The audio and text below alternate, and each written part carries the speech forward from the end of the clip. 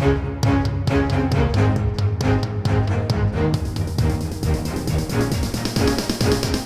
is the Washington Times front page for Thursday, May 5th, 2022. Thanks for joining us. I'm George Gerbo. The Federal Reserve has raised its benchmark interest rate by 0.5 of a percentage point to combat soaring inflation. The central bank's hike is the largest since at least 2000, Harris-Alec reports. It's the second time in as many months that the Federal Reserve has raised rates in hopes of tamping down runaway inflation. Federal Reserve Chairman Jay Powell and the central bank's Board of Governors cited the economic fallout of Russia's invasion of Ukraine and the lingering effects of the COVID-19 pandemic for the hike. Powell made clear that more big rate hikes are coming, likely an additional half-point increase at the Fed meeting in June and July.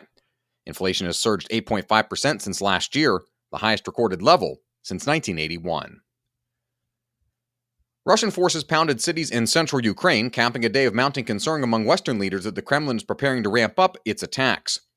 Guy Taylor reports Russia's defense chief suggested his country is poised to dramatically expand missile strikes on areas of Ukraine it believes are being used by the U.S. and NATO allies to funnel weapons to the Ukrainian military. The prospect of a Ukraine-Russia ceasefire appears increasingly dim. Ukrainian President Volodymyr Zelensky said his government will not accept any deal that would allow Russian troops to remain in their current positions. Russians are occupying Ukrainian territory in the divided Donbas region. The Department of Justice has extradited a man accused of stealing more than $7 million in COVID-19 money, the first person to be brought back from overseas to face prosecution. Stephen Dinan reports authorities said Don's sister Nino was brought back from Croatia to face wire fraud, identity theft, and illegal monetary transactions charges. Sister Nino was living in Florida when the government was issuing pandemic relief, though it was his New York-based company, Magnifico, that he used to apply for funds fraudulently through the Paycheck Protection Program. The government's willingness to get Sister Nino back to the U.S. for prosecution marks a new chapter in attempts to police the billions of dollars in pandemic assistance money, including much of it that flowed overseas. A reminder that you can read all these stories at WashingtonTimes.com/front page. Also a reminder to find our entire roster of Washington Times podcasts at WashingtonTimes.com/podcasts. Pro-life activists are taking a wait-and-see approach following the leak of a draft Supreme Court opinion that would overturn Roe v. Wade. Valerie Richardson reports the response from major pro-life groups was muted, but hopeful as leaders sought to keep expectations in check and wait for the final opinion in the case, which is expected as early as next month. The case, Dobbs v. Jackson Women's Health Organization, centers on the constitutionality of Mississippi's 2018 abortion law, barring most procedures after 15 weeks of gestation.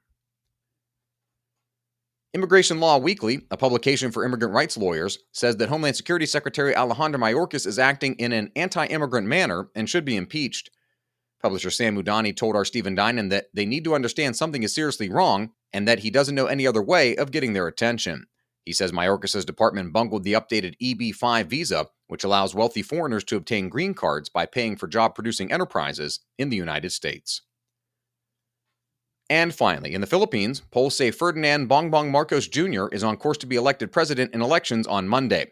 A victory would bring him to the front lines of U.S.-Chinese confrontations in the South China Sea, despite denials that he's a puppet candidate for the Chinese government. The 64-year-old former senator would replace outgoing President Rodrigo Duterte, whose harsh crackdown on drug dealers and rhetorical broadsides brought problems of their own for relations between the United States and the Philippines. Find all of today's front page stories at WashingtonTimes.com/front page or on the Washington Times app, and find us on any major podcast platform. Just search Washington Times in your favorite podcast app. You can also find us on Twitter and Instagram at Wash Times for breaking news, sports, commentary, and more. For the Washington Times, I'm George Gerbo.